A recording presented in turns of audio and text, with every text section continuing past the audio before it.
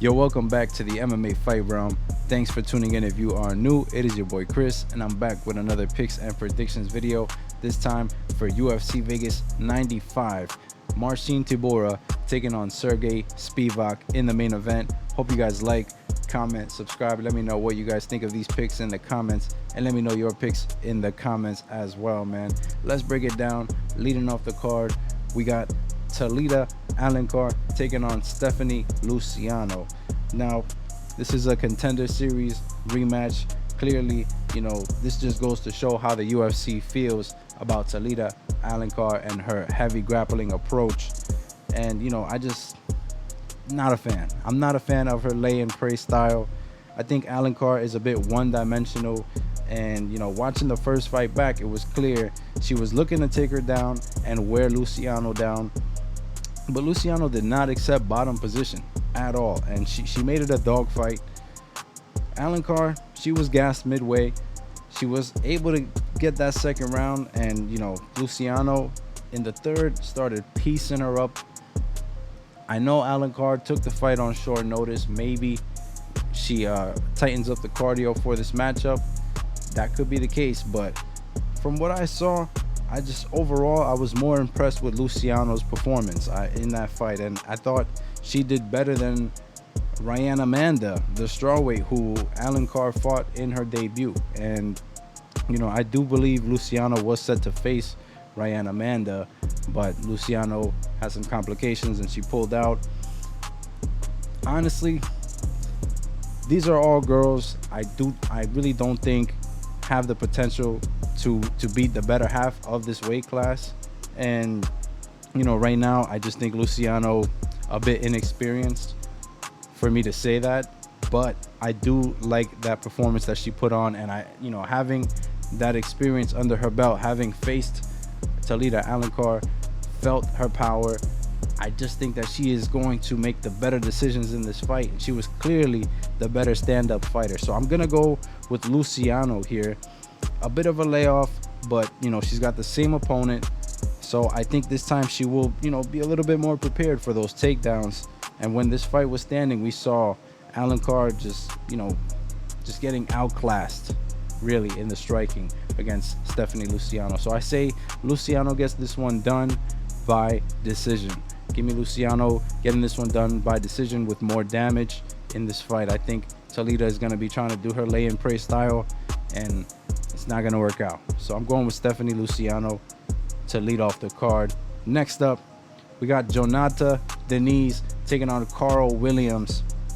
Now, Williams 3-0 in the UFC with a total of 16 takedowns. He racked up 10 minutes and 13 seconds of control time against Lucas Brzeski in his debut.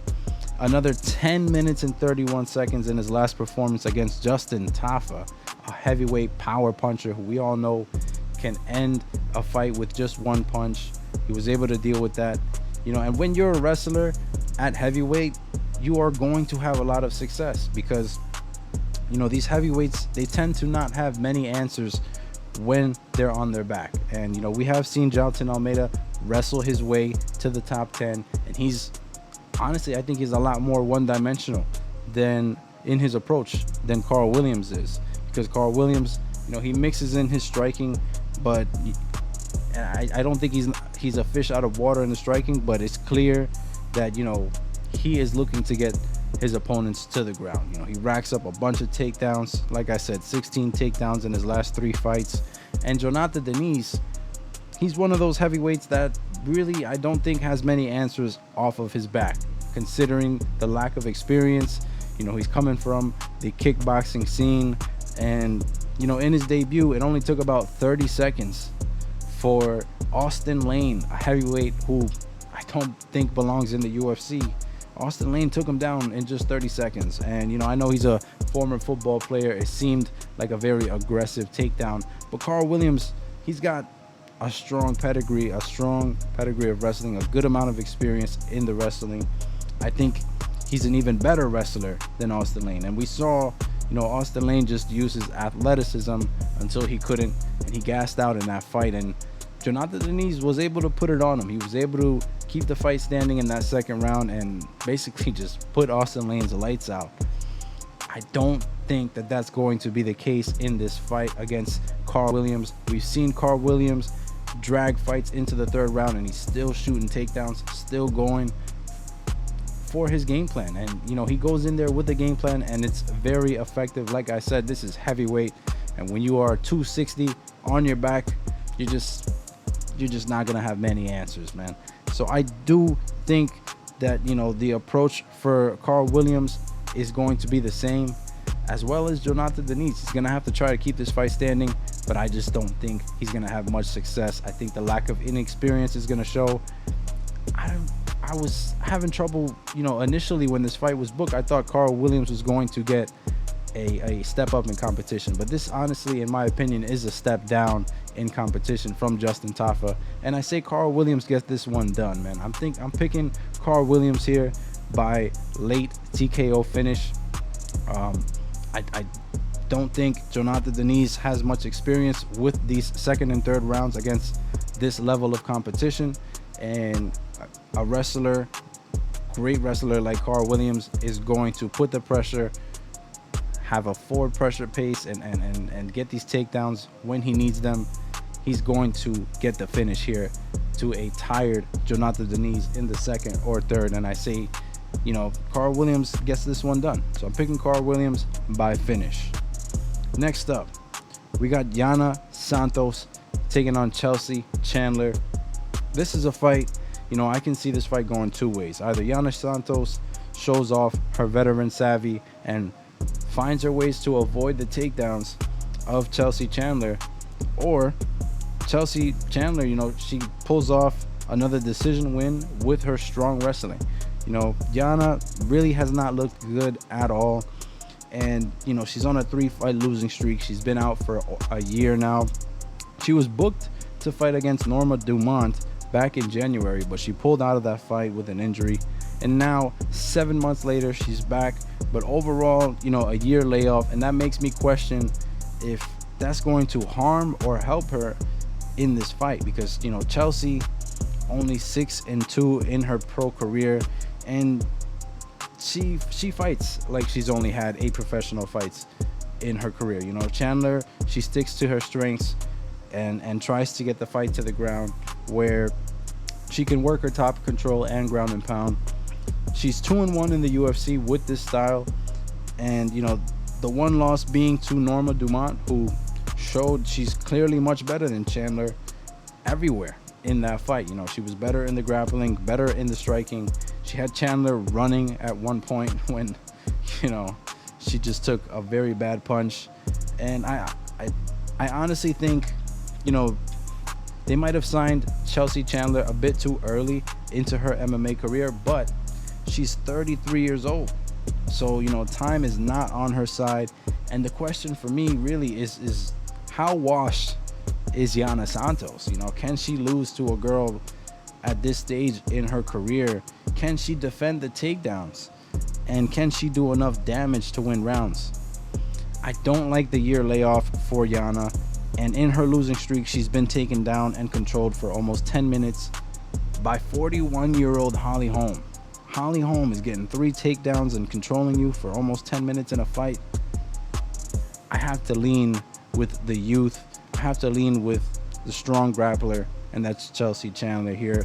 But if she's not able to get the takedowns, it's going to be an extremely close fight. I don't think Chelsea Chandler has great defensive awareness. She lacks head movement, and you know, she's a brawler when the fight is standing, but that just means that she's going to lack the head movement, and she's there to get punched. So Yana Santos, does she deliver the power behind those punches that'll be able to change the outcome of this fight? I'm not too sure of that anymore. You know, I think, you know, being a year older, but just has not looked good at all in these fights lately. She's looking to clinch, and if she's looking to clinch with the much bigger girl Chelsea Chandler, I don't think she's gonna have much success. So I'm picking Chandler to get this one done. I do think the over in this fight is free money, so maybe I'll add it to a parlay. But that's about it betting wise. I don't think I will be touching a money line on this fight.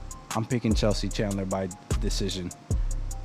Next up, we got Danny Barlow taking on Nikolay Veretennikov, and I'm picking Barlow in this one, man. I'm keeping this one simple. You know, watching the tape back for Nikolay, I just don't like his chances in this fight. He's a forward pressure brawler with not much defensive awareness. I was just talking about that with Chelsea Chandler, and you know, we saw what Barlow was able to do against Josh Quillen, who I think is a bit more better defensively than Nikolay, you know, as crazy as that is to say, because you know, Barlow, he was able to land that left hand against Quinlan, and I think he's going to do the same here against Nikolay. You know, that I was watching the tape back for Nikolay. He obviously lost by decision against Michael Morales, almost got finished in the second round, and after that fight he really hasn't fought in anyone worth mentioning. So you know, I think Barlow would have done the same in the regional scene to these opponents that Nikolay has faced, and you know, the reach advantage that Barlow has in this fight, in every fight at welterweight, he's going to have a reach advantage for the majority of his fights. He's 6'2", 79-inch reach, which is insane for 170, and he uses it well.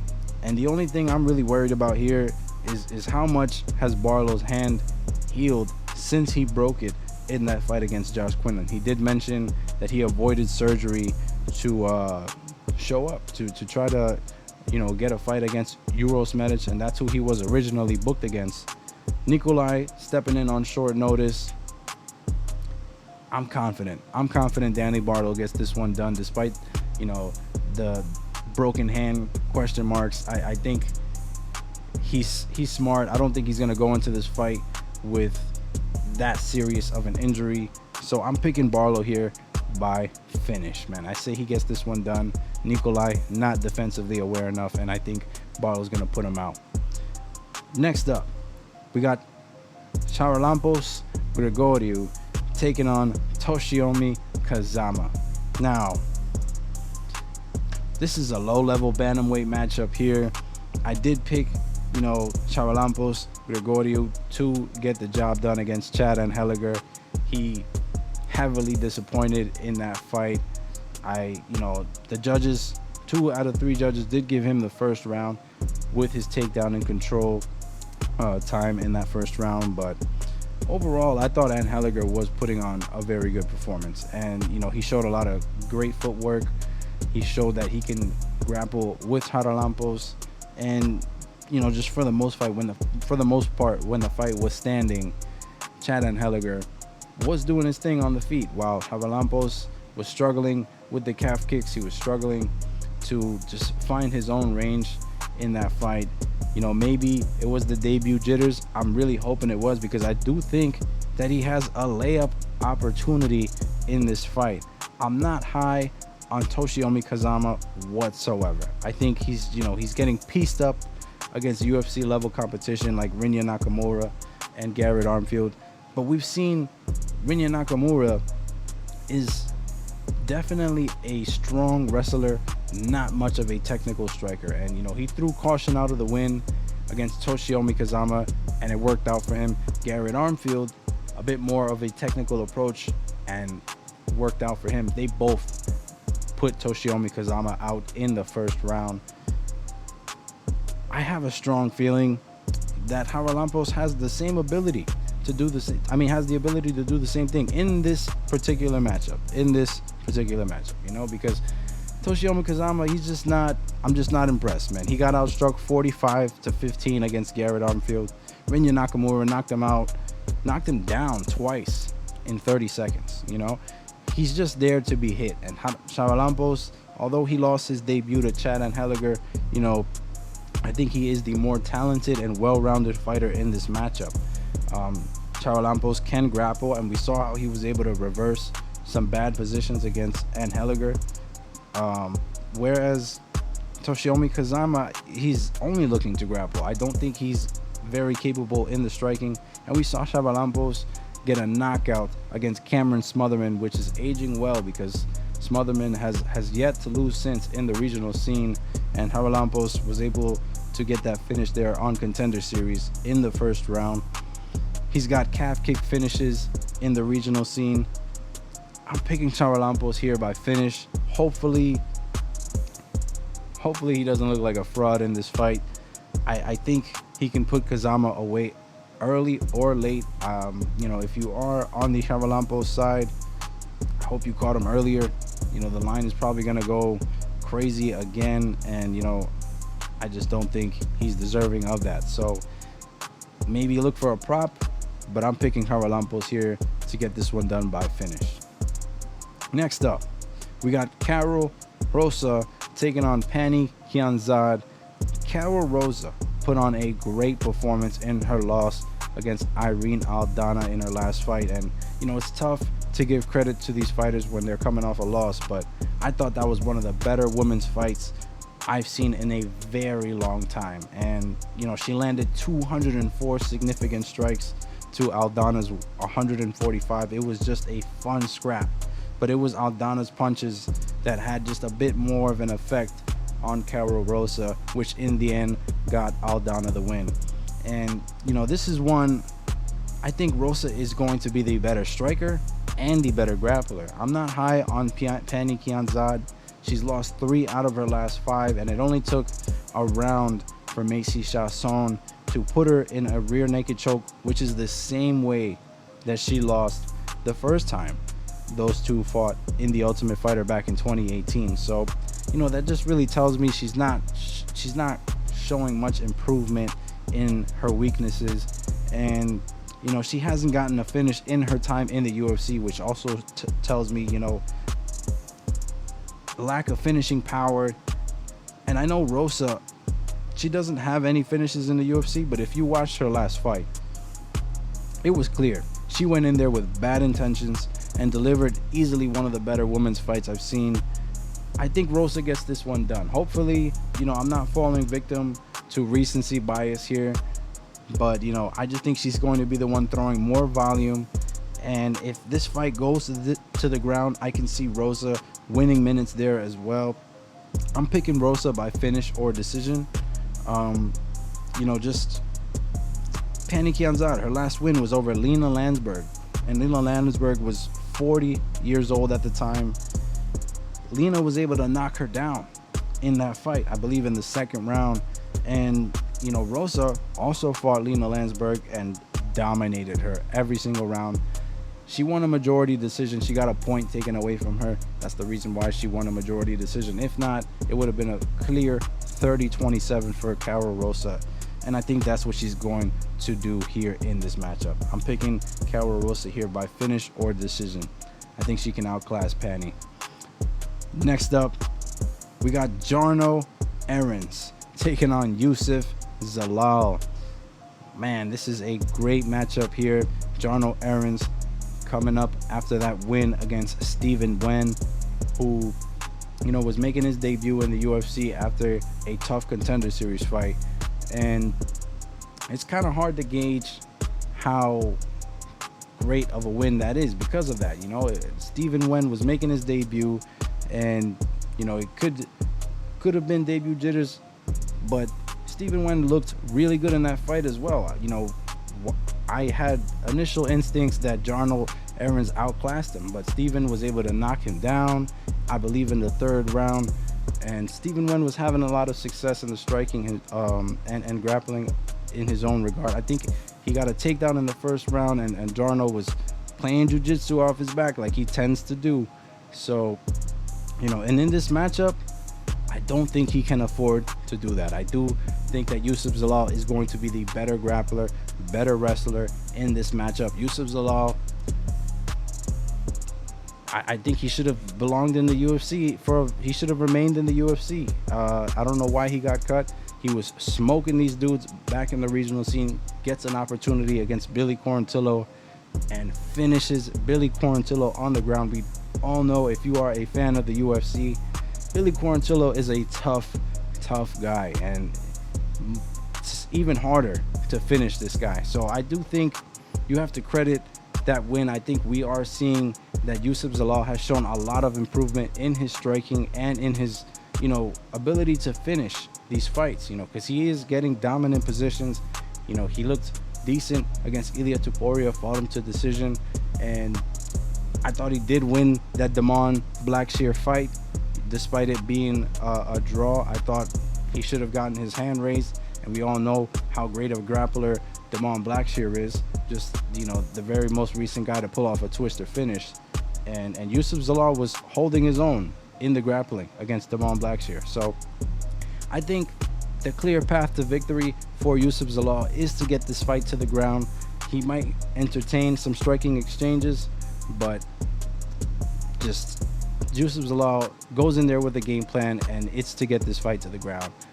Jarno Errens, not the best takedown defense, and he loses a lot of minutes off of his back because he tends to sometimes play too much jiu-jitsu, and if he's not playing jiu-jitsu, he's not showing much willingness off of his back. We saw that in his debut, and we could see that happen again here with just an even better grappler in Youssef Zalal. So I'm picking Youssef Zalal here. The line is kind of crazy for a fight that I think is going to go the distance. So, maybe Youssef Zalal by decision is a good play, but he can get a submission finish in this fight. I wouldn't be surprised if he does get a submission finish. Maybe a parlay piece for Youssef Zalal, but that's the way I would be attacking this fight if I was looking to bet it. Youssef Zalal is the side, in my opinion, and I think he gets this job done either by decision or submission finish. Next up, we got Allan Nascimento taking on Jafel Filho. These two match up very well. Nascimento on a 2-fight winning streak, getting it done with his grappling. He can strike as well, but in his past fights, it's no secret Nascimento looks to grapple in all of his fights. And even if, even up against a Dagestani like Tagir Ulanbekov, he's going to try himself. He's going to play the jiu-jitsu off his back. And, it did cost him in that fight. The same goes for Filho, on a 2-fight winning streak like Nascimento, and he's played jiu-jitsu too much, and it cost him against Makayev. He did have Makayev in a very bad knee bar. I still question how Makayev was able to find his way out of that and work a submission finish of his own in that fight. If I had to say which fighter I think has shown their capabilities in the striking, it's Filho. It's no secret. I think he worked a knockout finish in his Contender Series fight, I believe in the 3rd round. He has 5 knockouts overall compared to just 1 for Nascimento. And I think this fight is going to come down to either Filho, either Filho gets an early finish with a early knockout finish, or Nascimento is going to be able to drag Filho into the later rounds where Filho tends to fatigue. We saw that he was doing well in the grappling exchanges in the 1st round with Makayev. He didn't look like he was tiring out. He was playing jiu-jitsu too much, but he didn't look fatigued. But in the 2nd and in the 3rd, he was, as Makayev continued to get those takedowns, Filho just looked more discouraged and more fatigued. And he doesn't have much experience with these fights in the later rounds, where Nascimento, he has gotten the job done in the later rounds before, and he has, even worked finishes in the later rounds. I think Nascimento can get this one done by late submission the same way Makayev was able to. We saw that the rear naked choke wasn't fully locked in for Makayev. Who knows? Maybe it was, but I just thought that the cardio was really what played a big factor in Filho tapping out in that fight. And I think Allan Nascimento can replicate the same game plan here. So I think I'm going to lean with experience and durability of Nascimento. Nascimento has yet to ever be finished in a fight. And like I said, I think this fight has 2 outcomes. Filho getting an early finish, which has yet to be done by anyone against Allan Nascimento, or Nascimento can drag this fight into the later rounds and get this job done by a more fatigued Jafel Filho. So I think we're going to lean experience here and durability. Nascimento to get this one done. I say he weathers the early storm and then gets this one done late. So I'm picking Nascimento by late submission or decision in this fight. Next up, we got Chepe Mariscal taking on Damon Jackson in what seems to be now the co-main event, because 2 fights are scrapped from this card. Chepe is back after a somewhat controversial win over Morgan Charrier, and I did pick Chepe to get that one done, so maybe I'm being a little biased, but I did think he did enough in rounds 1 and 3 to get his hand raised. I watched it back before, making the pick for this fight, and I thought that fight had a ridiculous pace from start to finish, and we got to see all of Mariscal's tools because of that. He's a great striker who mixes in takedowns, and he's always looking to finish the fight. I think he throws with very bad intentions, and he's going to need that in this fight because, Damon Jackson, he's a veteran of the sport. He's 6-4 in the UFC. He's big for the weight class. He's a great grappler. 15 out of his 23 wins are by submission. He's going to have a 4-inch height advantage in this matchup, a 2-inch reach advantage, and he does use his height and reach very well. But I think Jackson's weakness has always been his lack of head movement. He got dropped in his last one against Alexander Hernandez in the 3rd round, and it was a decent back and forth scrap against Dan Ige, but when he couldn't get the takedown against Dan Ige, it was just a matter of time before Ige caught that chin. And we know Dan 50K Ige, I do rate his power much more than Chepe.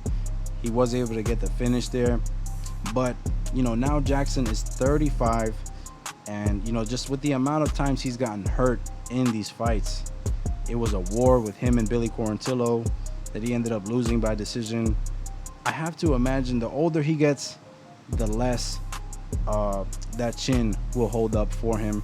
And I think Chepe can put himself in some dangerous positions if he's just looking to brawl. But if he can deliver a bit of a technical approach to this fight with a mixture of that brawler style, I think he can get this one done by finish. He's gonna have to be technical in the grappling exchanges with a guy with 15 submission wins, and the amount of height and reach that he has, he can easily fall into something.